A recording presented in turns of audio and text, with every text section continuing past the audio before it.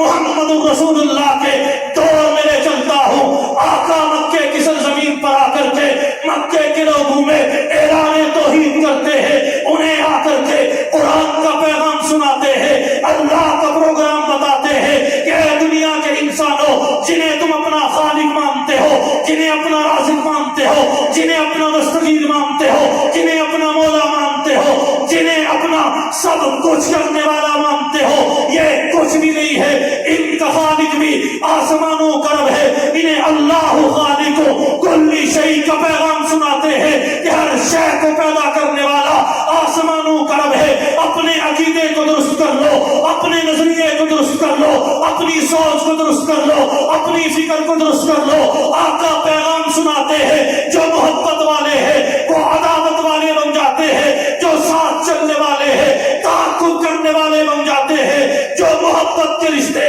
نبھا رہے ہوتے ہیں پتھر مارنے پہ آ جاتے ہیں۔ آقا نے یہ پیغام جب مکے کے لوگوں میں آ کر کے سنایا ہے، سارے دشمن بن جاتے ہیں، اپنے بھی دشمن ہے، بیگانے بھی دشمن ہے، خاندان والے بھی دشمن ہے، باہر والے بھی دشمن ہے۔ سارے کہتے ہیں کہ محمد کو کچھ ہو چکا ہے، یہ باپ دادا کے دین کو چھوڑ چکا ہے۔ کچھ ایسے افراد اٹھتے ہیں جنہیں ابو بکر کہا جاتا ہے، کچھ ایسے اٹھتے ہیں جنہیں عمر کہا جاتا ہے، کچھ ایسے اٹھتے ہیں جنہیں عثمان کہا جاتا ہے، کچھ ایسے اٹھتے ہیں جنہیں علی کہا جاتا ہے، کچھ ایسے اٹھتے ہیں جنہیں طلحہ کہا جاتا ہے، کچھ ایسے اٹھتے ہیں جنہیں زبیر کہا جاتا ہے۔ پیغمبر کی یہ جماعت جسے صحابہ کہتے ہیں، یہ جماعت محمد رسول اللہ کے ساتھ کھڑی ہو جاتی ہے۔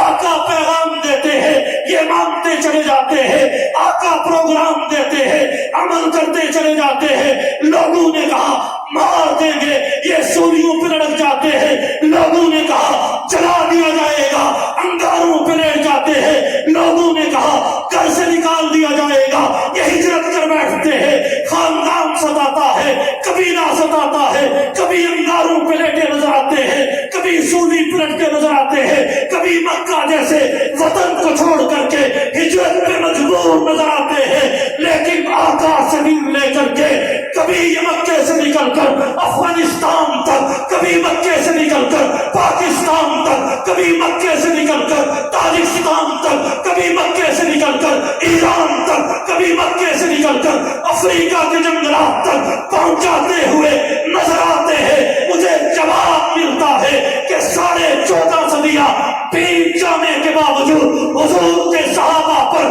کٹنے والا کٹتا کیوں ہے، مرنے والا مرتا کیوں ہے، جیل میں جانے والا پابند کیوں ہوتا ہے؟ جواب ملتا ہے کہ دنیا کے عام موسم کی خاطر سب کچھ کر جاتا ہوں تو